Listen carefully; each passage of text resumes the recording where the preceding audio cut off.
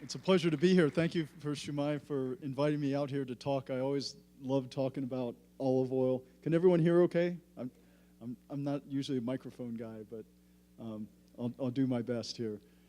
And I enjoy talking about all aspects of it because with our company and with what I do, I'm involved with pretty much all aspects of olive oil, all the way from planting and growing the trees, all the way up into making the olive oil, putting it into the bottles, and working in our tasting rooms and educating people on tasting. We do lots of tours, lots of educational things. I love to teach people about olive oil and get them more informed, because the more informed we are about all of our food, the better choices we can make and the healthier we'll be. And that's why I kind of wanted to, I call this talk today about the original superfood. There's all this talk these days about superfoods and antioxidants and all these different new foods that are coming out. And I like to think of olive oil, which has been around for centuries, and it's been made for well over 8,000 years on this planet. It's always offered a lot of the things that these superfoods, but it takes it a step further, and that's kind of what I wanted to dig into today. I haven't talked as much, or won't be talking as much today about growing the olives. I want to leave that more to if there's questions about the growing process. Talking more about the olive oil itself, how it's made, some of the benefits, the health benefits of it, how to tell about real olive oil, and all those types of things. Extra virgin. How many people use extra virgin olive oil? How many people use olive oil? Does everyone, all of you, use olive oil? That's good. That won't be the first time or the last. But olive oil, how many people buy olive oil in the grocery store? Some of you. We'll talk a little bit about that and what to look for and what not to look for and everything, because it's really it's an interesting business. And the more that I got involved with it, the more it got interesting, and the more you have to learn about it. And when you do, you're going to be really amazed. So we'll talk a little bit about that. We'll talk about the process of making the olive oil, the history of olives, because the history of olives is really interesting. It's been around, like I said, for well over 8,000 years as far as a cultivated product. It was picked in the wild long before that, but the cultivated groves of olives go back about 8,000 years. Trying to figure out there we go. That's how it works. All right, so basically this has always been thought of as a Mediterranean plant. The historical tomes about olive oil talk about how it started right around the Levant area and maybe in Lebanon, Syria, in those areas, and then it spread throughout the Mediterranean basin, because the olive tree really loves the Mediterranean climate. It needs a climate that is warm in the summer and dry, most of the moisture coming in the wintertime, not too cold of a temperature. It can take some frosts, but hard frost for a long time will kill the tree.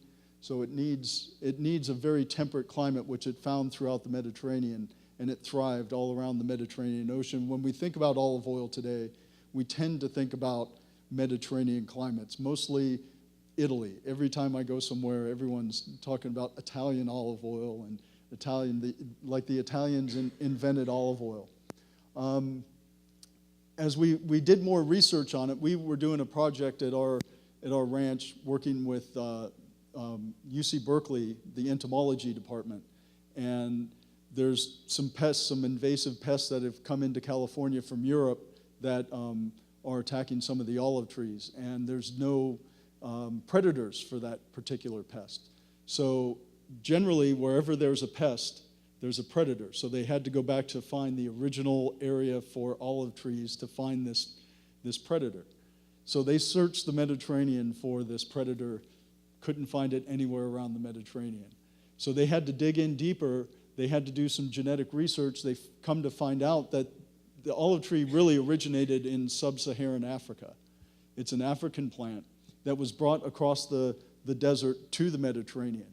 When it was brought from sub-Saharan Africa through the desert, they brought the pest with them. It was in the fruit and on the plant when they brought it to the Mediterranean. But the predator that lives naturally in sub-Saharan Africa couldn't make the trek along with it because it's almost a microscopic wasp. It's a very tiny wasp. So it stayed in Africa. So all throughout the Mediterranean, they have this pest, the olive fruit fly. And here in the United States, we now have it as well. So we just introduced some of these new parasitic wasps into UC Berkeley has periodically been doing it throughout the state, and so we were part of that project. So come to find out, it really is truly like a lot of things human, has its roots in sub-Saharan Africa and then spread from there. But the Mediterranean is where the olive tree has its big history, where it's been cultivated more. It's been olive oil has been produced. And then it spread from the Mediterranean to the New World. It's been a big crop in California for centuries, almost since California was founded, or not founded, but explored by the Europeans. The Europeans, the Spanish, who came to California, brought with them a lot of plants that they had at home, and California reminded them, climate-wise, a lot like home. And they brought with them olive trees, they brought citrus, they brought grapes, they brought almonds, all of which have done very well in California and continue to be big crops. So and olives thrive in all these Mediterranean climates. Now Chile is becoming one of the largest producers of olive oil, Australia, South Africa. But because of its limitations, especially with the cold, it is limited to very, very few places on Earth where it can be grown. Because of the cold, and it also doesn't like damp summers. So tropical places, olive trees don't thrive as well. So it has very small bands of where it can be grown. In the United States, 99% of all the olive trees grown in the United States are grown in California. They've been trying to grow up in Oregon. I have some friends in Oregon that they're troopers. Every year they think they're going to do better and better, and they're having at it, but it's been difficult for them. I'm heading to do a talk next week in Texas where there's been a lot of planting of olive trees. Last year, the whole state of Texas had 0 olives grown because they had a hard frost and killed all the flowers on the trees, so they had nothing. Texas weather, I don't know if any of you have been to Texas, but it's wild weather there. We're blessed here in California with probably the best climate in the whole world. Not that you could tell today. It's middle of February. It's this horrible weather we're having out here today. So we have better than, especially here in Southern California, we have a Mediterranean climate that's kind of on steroids. We have just a really, really nice, predictable climate. We know we're not going to be getting a lot of rain. And olive trees like that. They don't need a lot of water. They're ideally suited to California. We find them growing. You might travel throughout Southern California and not even know that you're seeing olive trees because they'll grow in the wild. When we started our company, the company was started in 2001. My wife got sick of hearing me talk about making olive oil and finally went out and she got the business license, designed a label, found some trees to pick, and then kicked me in the butt to go pick some olive trees and take it to a mill up north to make it into olive oil. And we did that. And we picked from trees that were well over 100 years old that hadn't had any attention paid to them for probably 75 years. They were sitting in a 20-acre field with weeds and overgrown, but they would get fruit every other year on them, just loaded with fruit. And so we went and picked those. It was wonderful. Took them up north, started making our first olive oil. So the trees are well suited to our climate. They don't require a lot of water. They'll grow just pretty much everywhere, and we'll talk a little bit about that. When I'm talking about olives, a lot of times people will ask me, well, the first question is, when do the trees start to produce? And usually it takes about 3 to 4 years for the trees to produce. Then the next question would be, well, how long will they produce for? And I really haven't figured out an answer to that. Every time I go someplace, They're pointing out trees. These trees are 800 years old. And then I'll go somewhere else, and they're 1,500-year-old trees, 2,000-year-old trees. So I'll let you know when I find out. When our trees get older, maybe around 2,000 years, I'll give you an idea. But they keep producing forever. They get bigger. They do a lot of pruning. These trees are well over 800 years old, and they produce like crazy. And you can see they don't need any water. They're grown in a very, very dry climate. And historically, I don't know, has anyone ever been in an olive grove before and had a chance to pick a fresh olive right off the tree and eat it? Has anyone done it twice? No. That's always the key question, because it's a memorable experience. You'll never forget how bad it tastes. It's very, very bitter. So if you have this tree growing in your backyard and it produces all this fruit every year, and every year you're hoping it's going to taste better, and you pick one and you eat it and it still tastes bad, what are you going to do with this fruit? What possibly good could it have? Well, if you pick the fruit and you throw it into some kind of container and let it sit for months, the fruit's going to ferment, it's going to break down, and at the top of this container, you're going to have oil floating on the top, because olives are a fruit that contains a lot of oil. So you go into this container a couple months later, and you can scoop that oil off the top. Now, it doesn't smell very good. It's not something that you're going to want to eat because of the way it's extracted. It's just you let it sit there with the fruit. But what you can do is you can take that oil with your Aladdin lamp and a little wick, and now 10,000 years ago, you have a flashlight. You've got oil that can heat your house, and you can store it, and it will last for a long time. So this was an incredibly valuable commodity, because and I don't know if anyone's ever burned olive oil in a lamp before. When we're doing dinners out at our ranch, we'll have a table out in the field under the trees. It starts to get dark. We'll just take a little mason jar pour a little olive oil in it and put a wick in it and light it, and that'll burn for 6 to 8 hours. Just a little bit of olive oil, this much. No smoke. No, it makes a great lamp. I mean, they've known it for 1,000 years. Those Aladdin lamps were fueled they weren't fueled by kerosene or gasoline. They weren't pulling gasoline out of the ground. It was olive oil. And that's what the first uses of olive oil was. So that tree that was grown in your backyard with that nasty fruit actually had a lot of value to it. It wasn't until later that, and the other thing is the storage of it.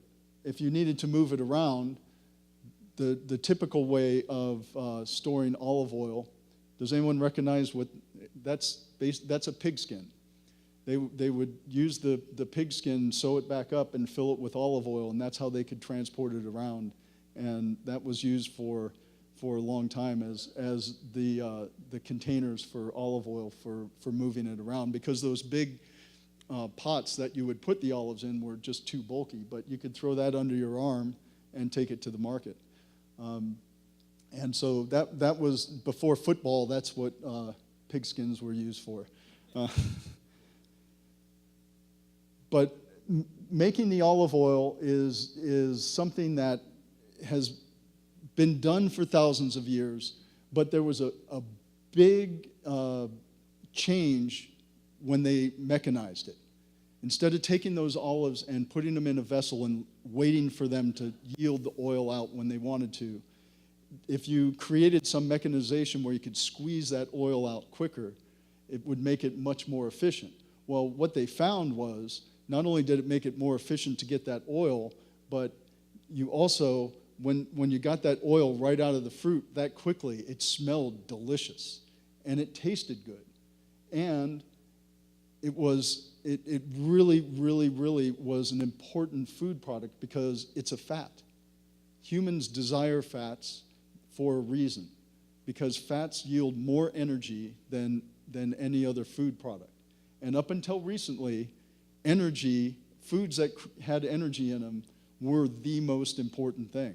Right now, we can get fats anywhere we want. We can go down to the grocery store and we're overwhelmed with any kind of food that you want. But if you were way back at, thousands of years ago and you needed that energy to track down your food or to make it to the next town or something like that, olive oil or a fat offered more energy than anything else. So it was a very valuable commodity. So when they invented these different mechanizations to make the oil quicker, they found that it was more edible at this point, and it became not only a valuable commodity as a lamp oil or for heating, but it was also a very valuable food product.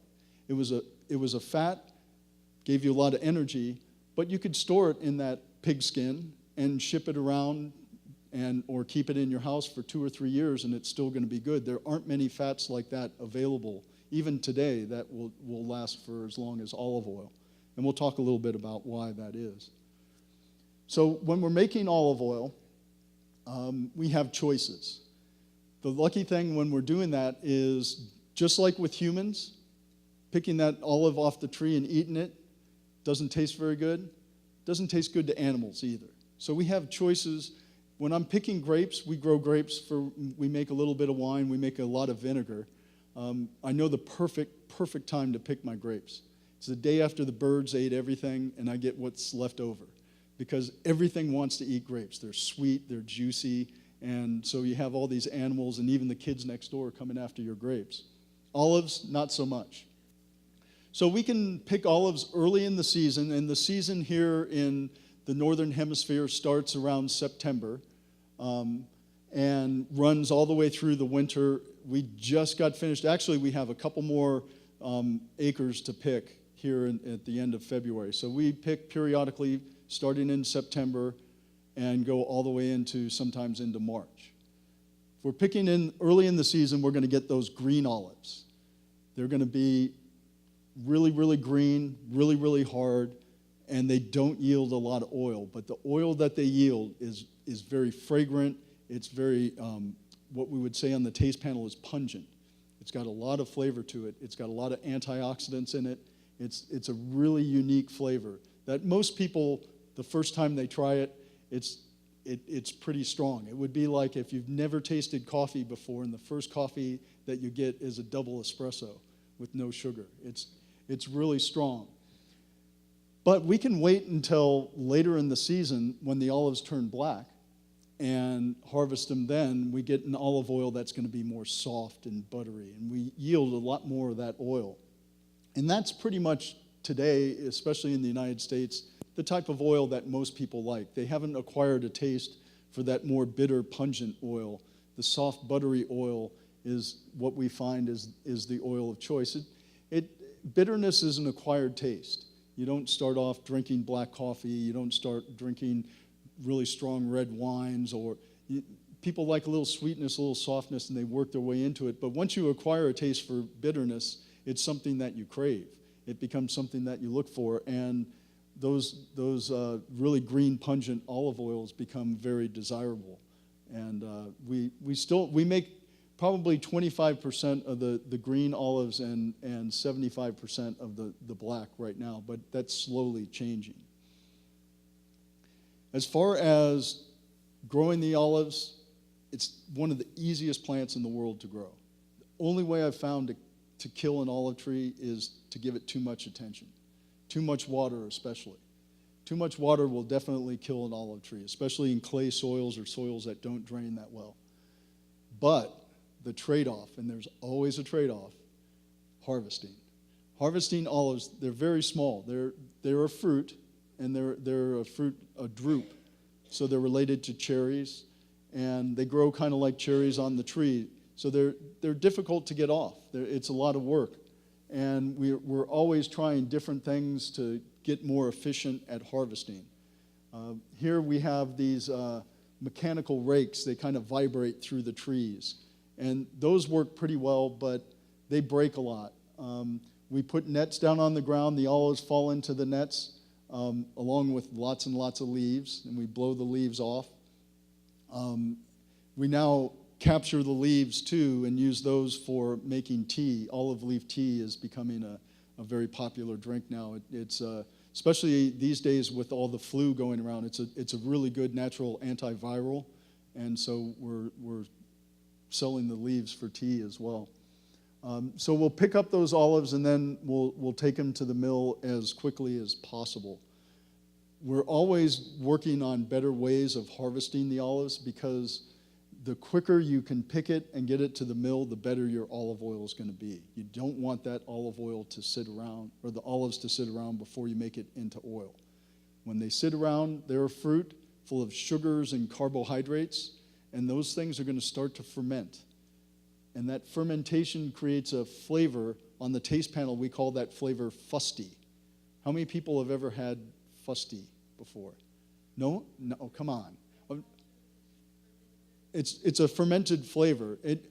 If you don't think you've had fusty, those of you that raised your hands when you said you've bought olive oil in the grocery store, you've had fusty, because most of that olive oil, it's the olive oil flavor that we've in the United States have become accustomed to is what olive oil is supposed to taste like. It's that strong flavor. You want to use olive oil for certain dishes, but it's got that strong flavor that smells like those canned olives. You know, when you open that can of black olives, it kind of smells the same as your olive oil, and you think it's supposed to be olives. Well, those black olives are actually fermented to turn them black. And that smell in the black olive can is a fermented smell. So when your olive oil smells like the can of olives, it's not because that's what olives are supposed to smell like. It's because it's fermented. And a lot of that is because most of the olives that are made into olive oil throughout the world aren't picked quickly and brought to the mill, but they're picked off the ground, and usually once or twice a week, and then brought to the mill. We want to make sure we're milling our olive oil. What they say to make really good olive oil, if you go to UC Davis or something like that, is you want to mill it within 24 hours. We think 8 hours is a long time. We don't want to wait that long. The sooner the better as far as making good olive oil. So we've actually built one of our mills. It's on a 40-foot trailer that we can take because we farm olives all around Southern California.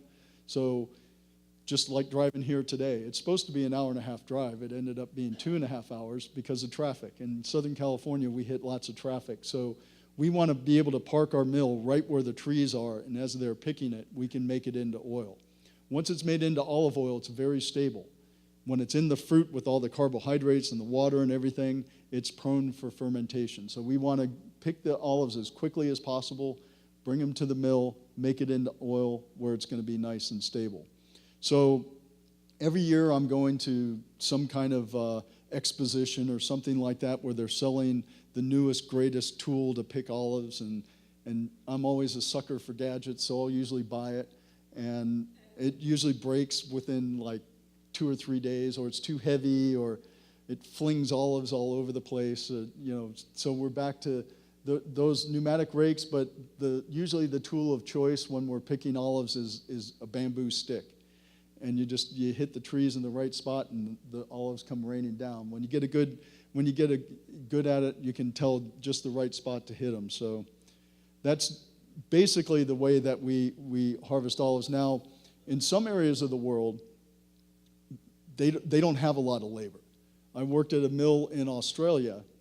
Australia, beautiful country. There's a lot of wide open land. There's not a lot of people in Australia. And they have lots of olive trees there. So in all of their industries, in all of their agriculture, they have issues with labor because it is an island. There's not a lot of people coming to that island to work. So they have to get creative. If you ever want to look at creative machinery for agriculture, go to Australia because they've had to figure it out. And so I got to drive one of these machines. They call them a Colossus. They go over fully grown trees. Incredible. They're great equipment for harvesting olives. Very efficient. You can run them all day long. The problem with the Colossus is it's a big machine. That doesn't fit on any kind of a trailer, so you can't transport it. So wherever you build it, you have to build it in the field, and then it stays there for its whole life. And it costs about $1 million. So you need a field that can handle $1 million machine to be able to build one of these. And so, and it has to be incredibly flat. Those machines are so big, if they get on slopes, they tend to tilt and fall over. So those requirements here in Southern California don't really work too well. There's a couple areas that we might be able to use it out in Imperial Valley, but other than that, we're always planting on slopes and in smaller areas. So this machine, although it works really good and it's fun to drive, it's not going to be working too much here in Southern California. But it is a beckoning to the future. Now, traditionally, you might have seen pictures of stone mills. This is a traditional stone mill, and this was the way the next permutation in making olive oil more efficiently. Instead of just throwing the olives into some kind of bucket or container and letting the oil naturally rise to the top, they would crush it first using stones or that's not. The video is supposed to be. It's actually that stone is operated by humans. There's big poles on it. Unfortunately, the video isn't. Yeah, the video is supposed to come up, but I don't see it coming up. So yeah, it's not. Well, anyway, those stones go around, crush the olives, then they're put onto mats. The mats, now we need to press them. Has anyone ever been to like a cider mill before where they make apple cider? It's basically the same thing. We're making fruit juice. Olives are a fruit. We just crushed them up. Now we're going to squeeze the juice out of them. It gets layered onto these mats, and then you need some kind of device to squish them. This is another video, so I'm not sure if it's going to work or not. But yeah, it's. So the way that this works is it's a big wooden screw that's hooked to a lever that presses those mats. And the lever on this particular mill is probably 50 feet long. So it's a big 50-foot long tree that they carved into a big lever, and it's attached to this screw that you turn by hand, and the screw is a wooden screw. And this is the way, so they would screw down and press the olives on those mats, and the juice would flow out, and then they would capture it in some type of a vessel. This particular, and hopefully I can get back to it here to show you, but the particular, no, it's not going to let me. There it is. So you can see, you hold on to the big stick coming out and just walk around, and there's a big screw there that turns the lever. This particular mill was built in about 1500. So it's a relatively new mill. They had these around since the Roman times, but this is still a working mill, all made out of wood. The screw the screw is new on it. The gentleman that owns the press said that they made that screw. They replaced it in 1740. So it's a new one.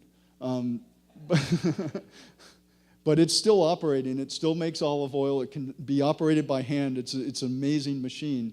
And this is actually this hacienda. This is in Spain. This was the house where Christopher Columbus's son. This was his olive mill. So it's been in operation for a long time, and it's a little bit of the history of the olive tree.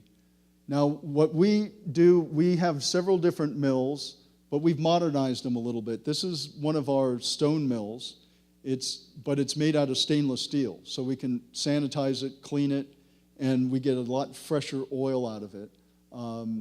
But milling olives with a stone captures some of the flavor that you can't get in some of the modern machinery. So we love to use this type of machinery if we can. The problem with it is it's very labor intensive. In this particular mill, we can do about 500 pounds of olives at a time. Makes wonderful oil, but in one day, if everyone gets along okay, we can maybe do a ton of olives, which seems like a lot. But a ton of olives yields about maybe 40 gallons of oil on the average.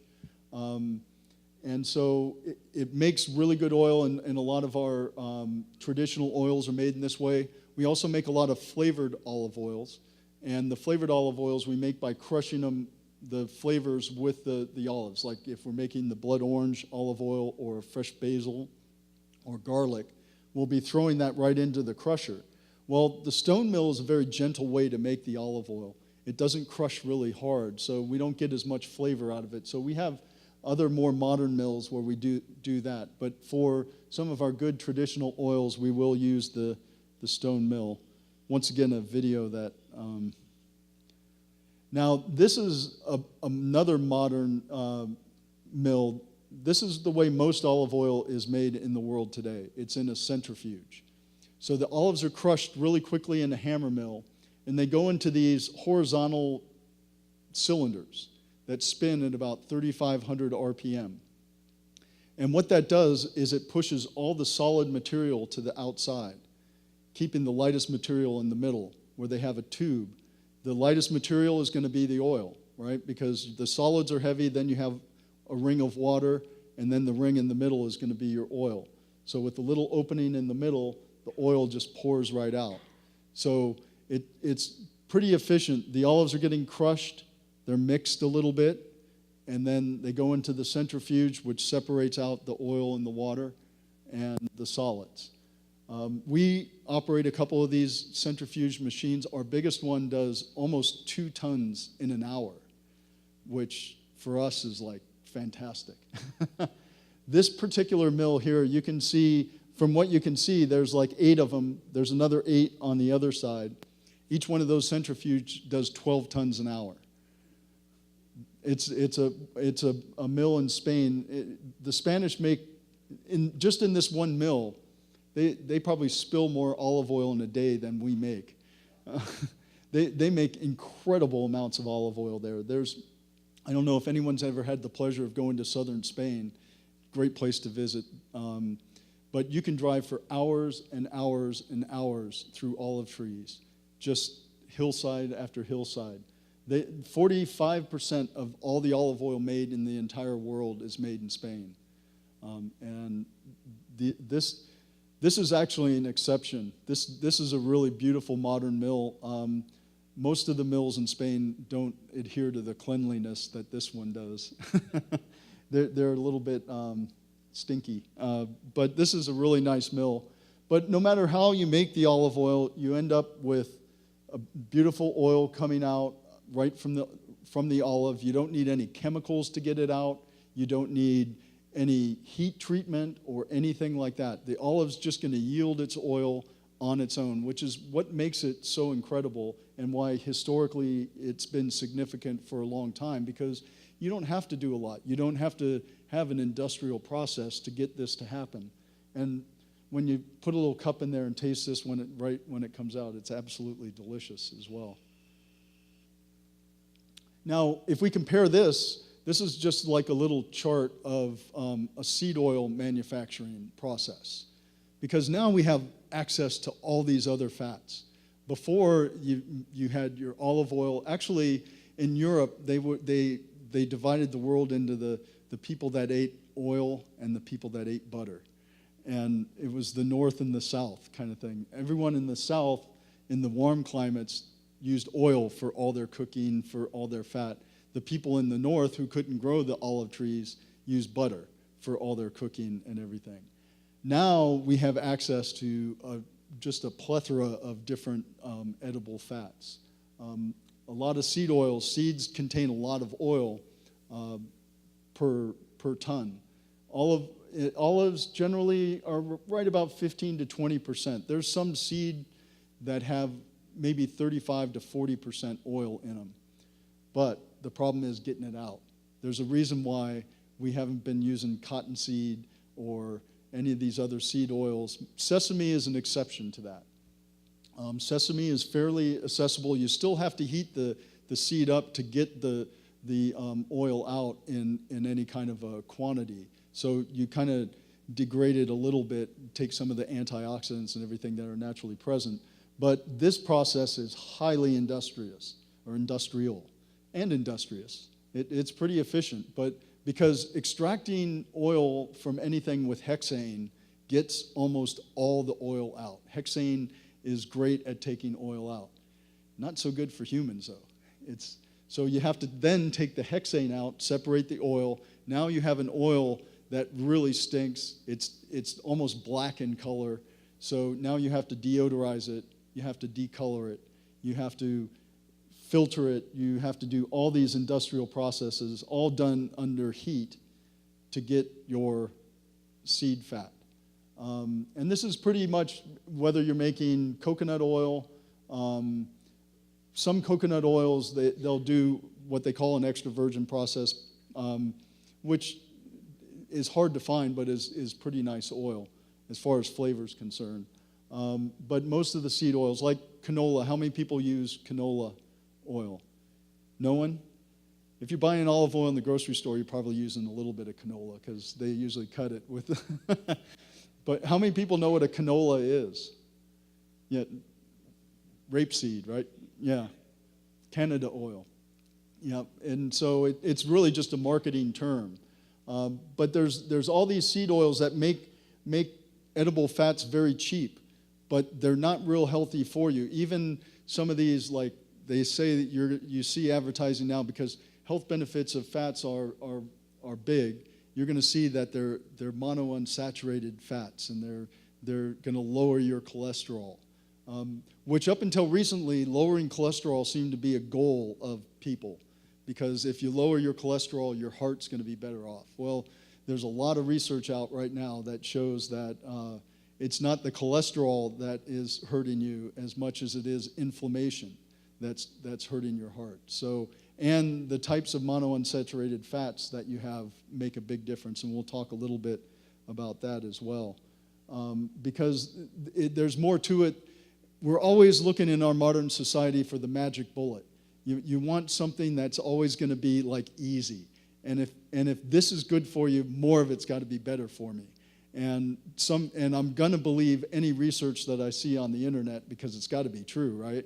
So, if you see that this is a healthy fat or someone is using it in their diet, that it's got to be good for you. There's no silver bullet. There's no easy way to do it. You've got to eat right. You've got to have a good diet. It's got to be balanced, and there's not going to be one superfood that's going to help you. But in saying that, olive oil is definitely a superfood. No. But they do find that cultures, there's two, what they call them diets, but I just like to call them more like lifestyles.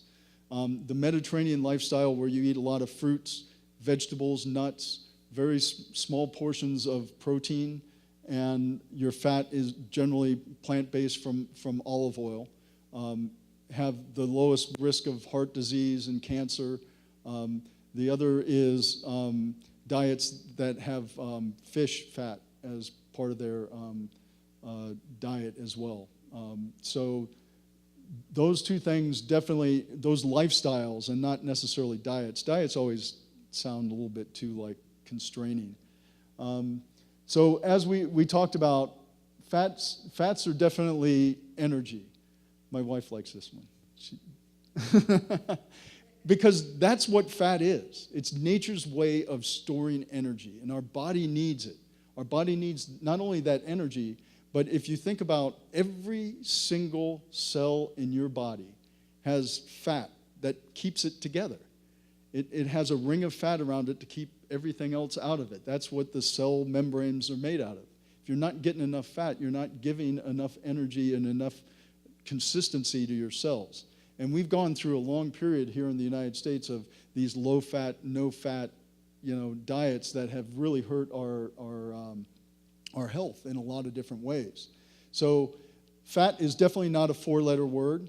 It's something that we need. It's just where we get that fat from, and being cognizant of that's more important. You can see out of all the foods, it has more energy content. So it is important for us. And if you think about where fat comes from in the olive oil, it's pretty remarkable what happens.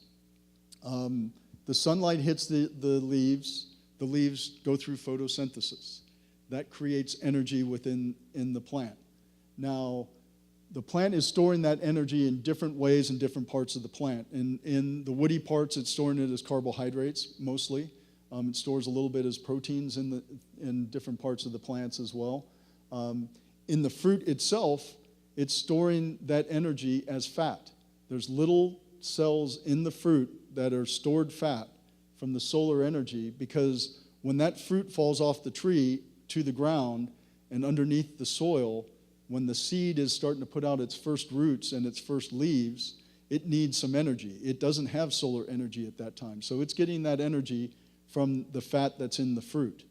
And so basically olive oil is stored solar energy. The plant has taken that solar energy and stored it in the cells of the fruit to give the energy to the seed. That's all it is. And when we're making olive oil, we're just interested in the fat. We're leaving everything else out, and we'll talk a little bit about what happens with all that. So you have these different things. You have the fats, the proteins, the carbohydrates. There's all kinds of different ways of getting all of these. And, if you had 15 people come up here and talk about the best way to do it, you get 15 different opinions on what the best balanced diet is or something like that.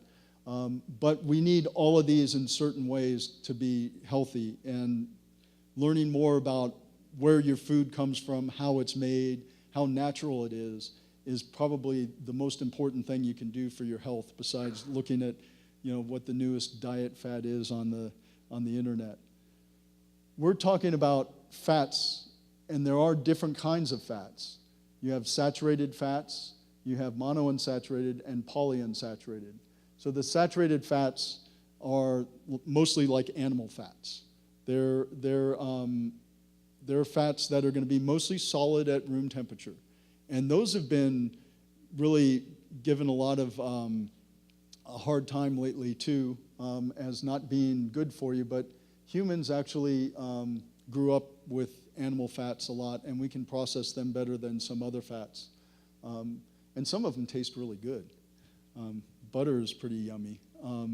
But they, in general, if you eat too many of them, if you eat too many of anything, too much of anything is not good for you. So, but probably the best are going to be the monounsaturated fats, because all monounsaturated fats are going to lower cholesterol. They do help with other health benefits. No matter how they're processed, they will do that.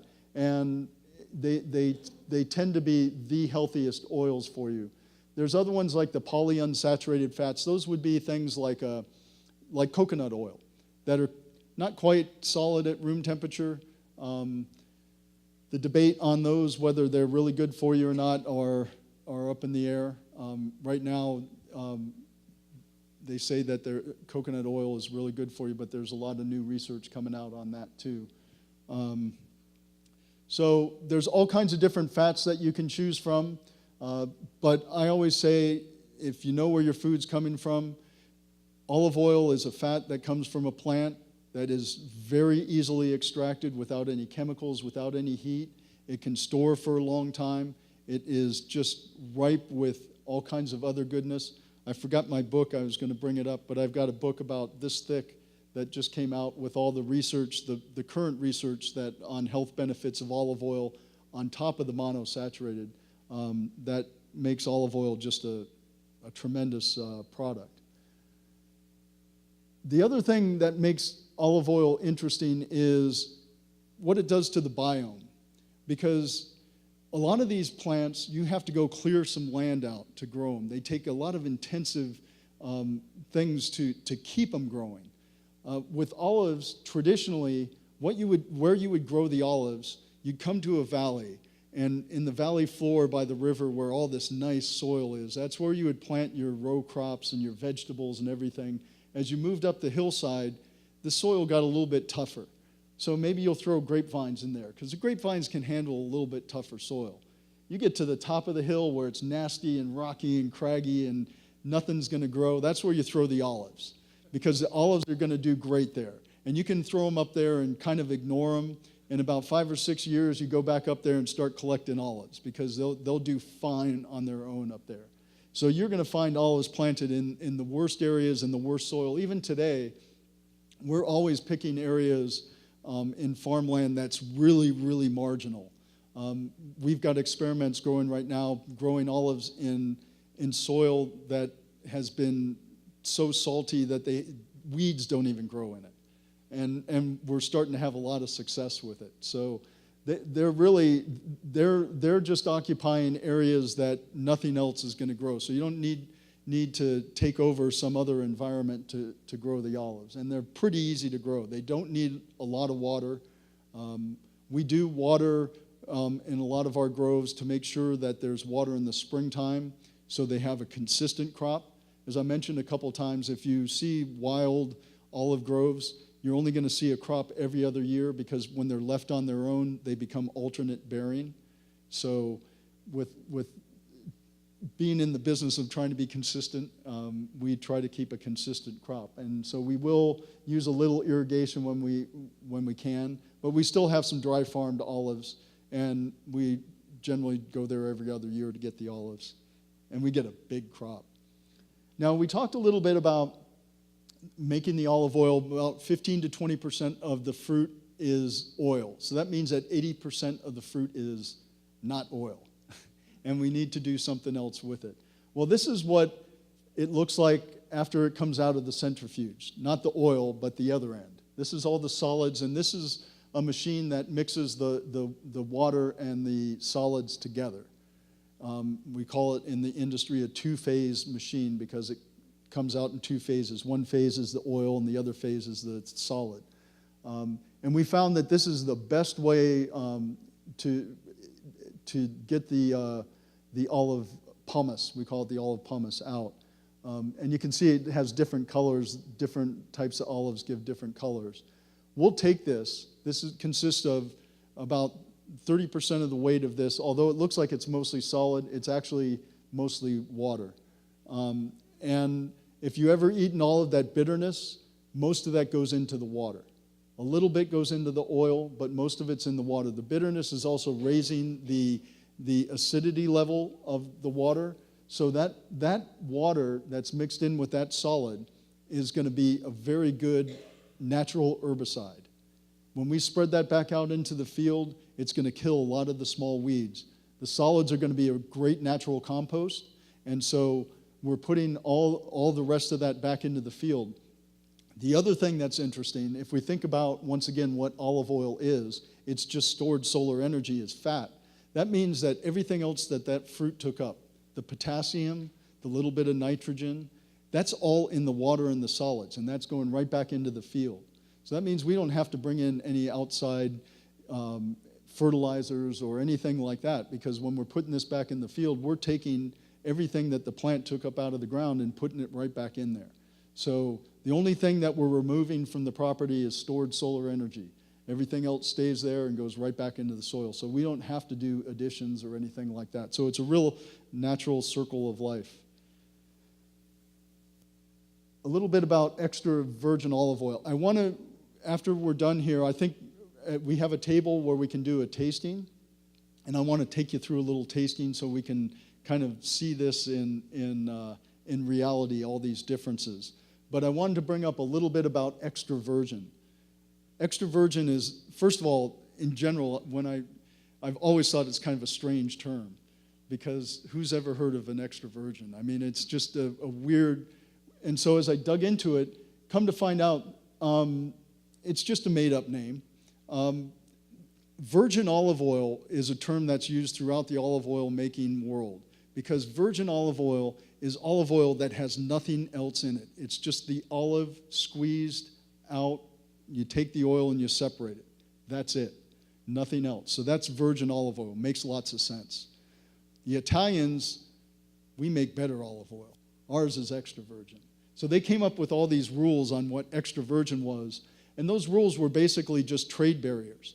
They came up with some chemical components that their olive oil met that North African olive oil didn't meet, or the Spanish olive oil didn't meet, and so they could say that theirs was inferior to ours.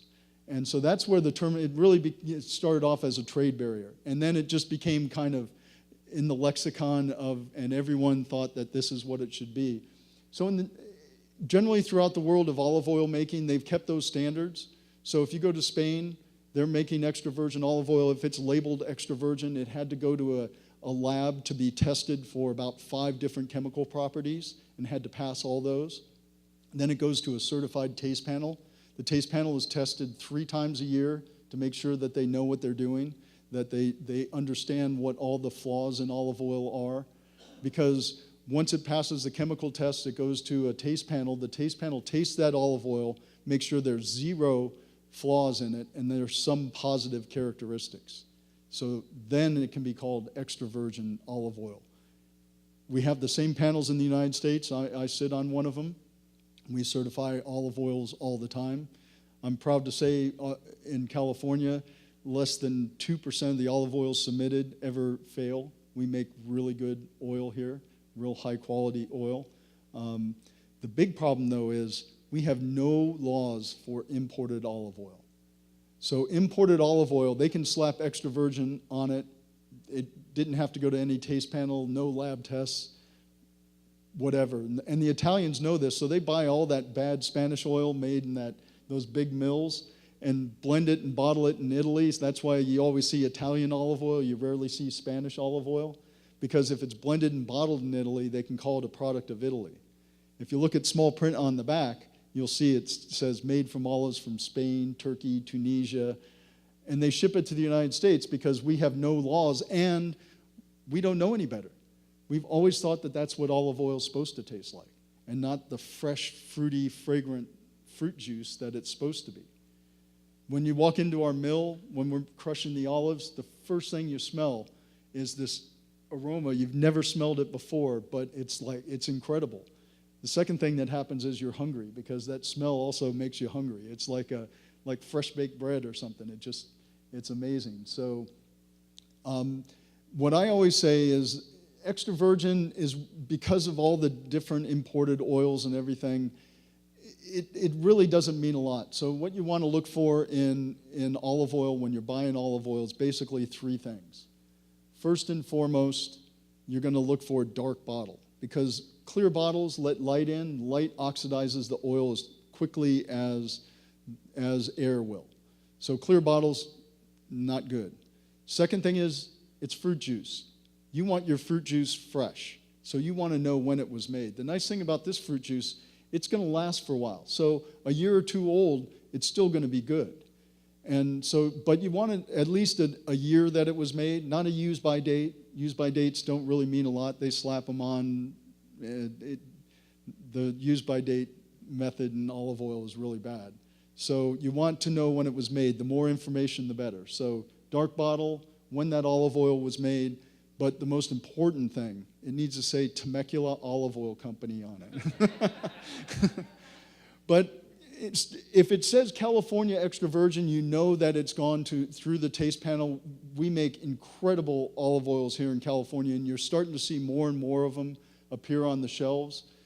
When I first started on the taste panel almost 20 years ago, we could taste all the olive oils made in California in like a few meetings. And now it takes us 6 months to go through all the oils. I mean, and it's a packed agenda. I mean, we get in there and we have to work because there's so many more oils. When we started our company in 2001, California, the production in California accounted for less than 1% of consumption in the United States. Now, we've grown. It's almost 5%.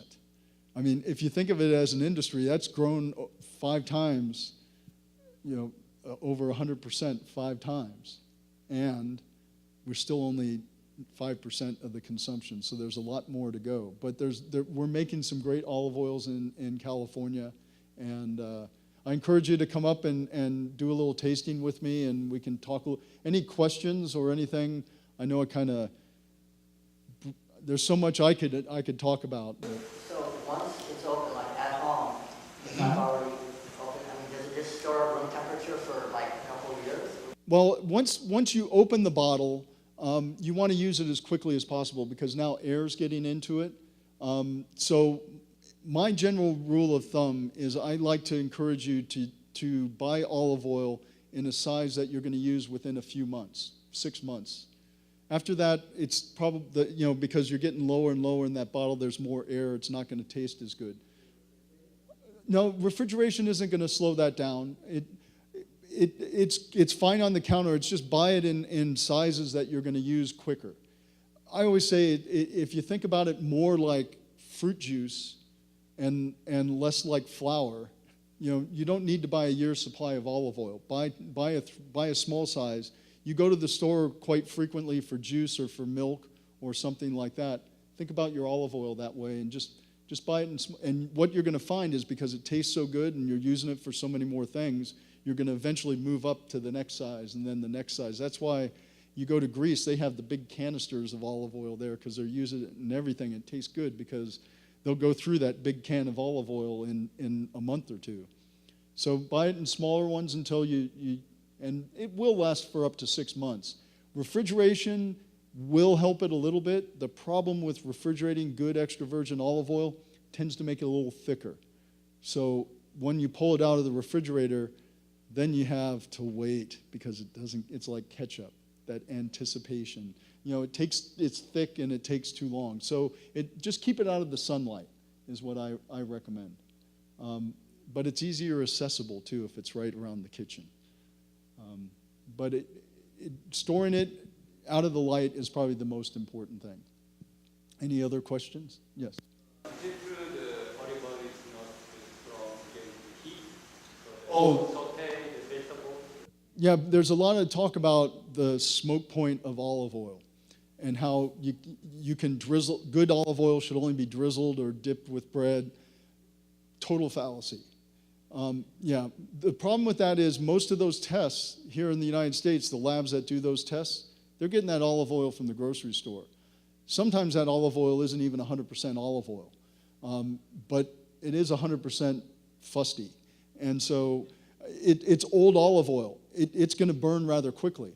I just did a great cooking class at the World of Food and Wine at Disney. Everything I made was deep fried at 375 degrees. First of all, it tasted delicious. Second of all, proving that deep fried food is actually one of the best and healthiest ways to cook your food if you do it right. Well, if you deep fry your food the right way, it's incredibly healthy because the concept behind deep frying is you want to coat whatever you're cooking with something so when you dip it in, the oil's hot enough, you put it in the oil so it cooks the outside really quickly and creates a shell on the outside so no oil can penetrate. And then you're steaming it on the inside from the heat. So that's how you get like a nice fluffy French fry or potato chip that's crispy on the outside and fluffy on the inside is cooking it. The problem that we have with deep frying a lot of times is we put too much stuff in at one time and that temperature, that oil drops from 375 degrees to 275 and it's not creating that shell. So it's being patient, dropping a little bit in at a time and letting it cook that way. And you can cook with good extra virgin olive oil pretty much up to 400 degrees, but 375 is where I like to keep it, and you can and that's Fahrenheit, not Celsius, I wish. Cooking, so if you couldn't do that, everyone in Greece would be dead now because they'd starve, because they cook everything in olive oil. And it makes your food not only tastier because olive oil is so tasty on its own, and it's adding that flavor to your food, but because of the micro properties of olive oil in some foods, like with broccoli, cauliflower, Brussels sprouts, it's releasing more nutrients that aren't available to our bodies without that oil that it's cooking in. So if you're steaming your broccoli or your cauliflower, you're losing some of these nutrients that the oil, because they're oil-soluble nutrients, are taking out of and making it available to your body. So in some ways, it's even healthier to cook with olive oil, or because you're getting some fat-soluble nutrients. Yes? I want to enlarge olive oil market in Japan. I do too. I don't know how to do it because Japanese do not use olive oil a lot up to now. True. But in the future, maybe.